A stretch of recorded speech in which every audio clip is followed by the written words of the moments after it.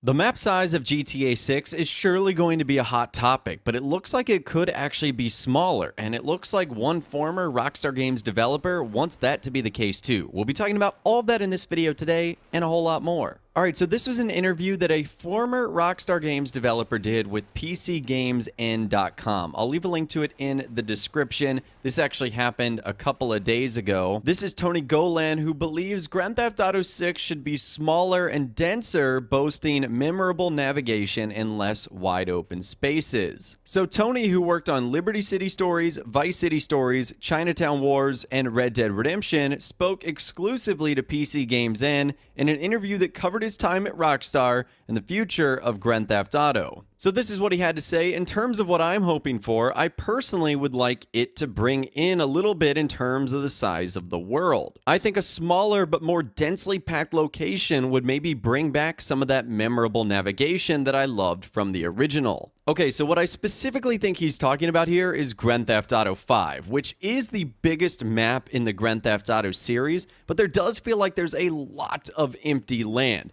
Yes, you have Los Santos and the main city, and you certainly have some smaller towns like Grapeseed, Sandy Shores, and some iconic locations like the military base up north, but there's a lot of almost empty mountain ranges that might be home to an Easter egg or two, but don't really provide anything for our characters to do. I would say with Red Dead Redemption 2, which is also a very massive map, Rockstar kind of improved on this. Now, I know things are a little bit different with Red Dead Redemption because it takes place in a different time period, but I felt like a lot of the buildings in there you could explore, and there was a lot of things you could see in almost the middle of nowhere that made it worth exploring. And so what I think he wants it to become is kind of like the older GTA maps. So if you think of Grand Theft Auto 4, taking place in Liberty City, that map was so densely packed. You couldn't go anywhere without finding cities, cars, streets, things to do, things to see.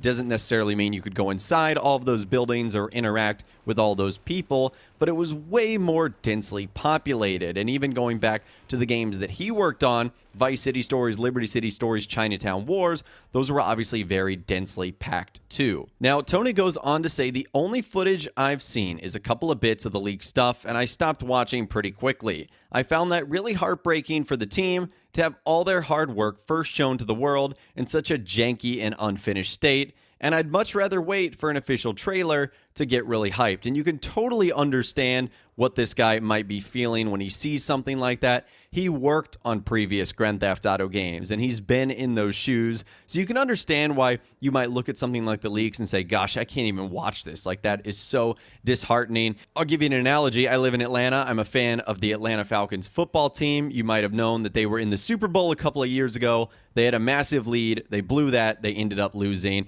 That would be like me going back on YouTube and watching those highlights and be like, man, I can't even really watch this. This like hurts to watch. So I can only imagine it's something very, very similar to that. But Tony obviously was able to see that the game is going to be taking place in a modernized, reimagined version of Miami-inspired Vice City and its surrounding areas. And because he worked on Vice City Stories, he explains why it makes for such an iconic location. He said, it's funny, isn't it? When we were wrapping up Liberty City Stories, there was a real excitement in the team that, yes, next we get to play in Vice City. Personally, I think there are two things at play here. Firstly, the 80s is a super evocative era that when the game was released, there was a lot of players' childhoods. There's a huge amount of films and TV that are firmly rooted in the 80s culture and vibe, and the Rockstar North and New Year's teams did a fantastic job of bringing that all into the game. So that's going to be probably the big difference is we only know Vice City from the 80s. Other Grand Theft Auto cities like Los Santos and Liberty City have been modernized, so we've gotten to experience them,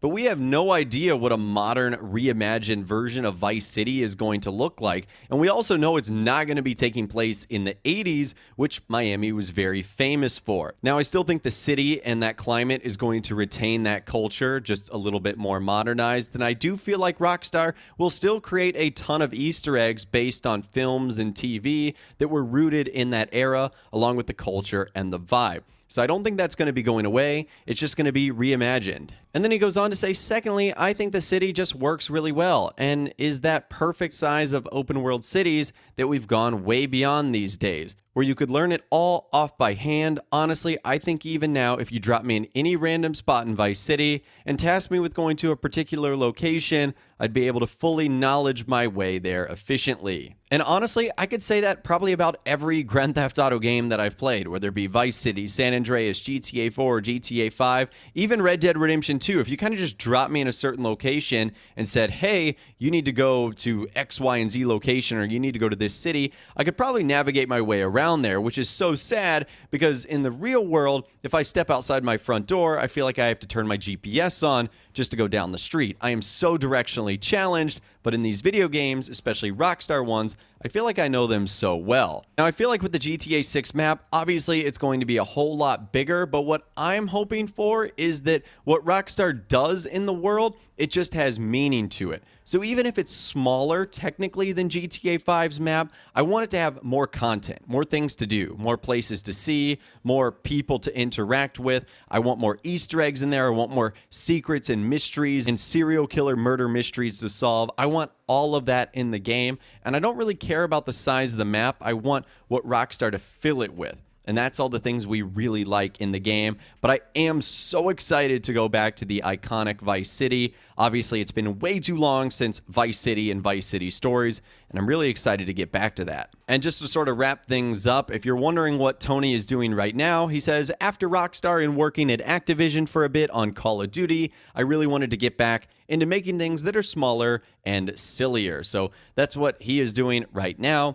He actually just launched a new game. Again, if you guys are interested in checking out the entire interview for yourself, I'll leave a link to it in the description so you can read all of his comments and a whole lot more. But I want to pass this final question off to you guys. How big do you think the GTA 6 map should be? And do you think it really doesn't matter if it's the biggest? Should it just be filled with the most? I know Tony didn't want to talk about the leaks a lot, but there is so much we can gather from that. We roughly know how many cities there are, kind of the islands. We also know what things are going to be taking place in certain areas of the map. We can also get a pretty good idea of the density of Vice City and its surrounding areas, and whether it's going to involve other states or even going out of the country altogether for portions of a time. So there is a lot that we can actually learn from the leaks, so I am optimistic about this. But I do believe there's a great divide in the community on what the map should honestly look like. What are your thoughts and opinions on this? I'd love to hear from you guys in those comments down below.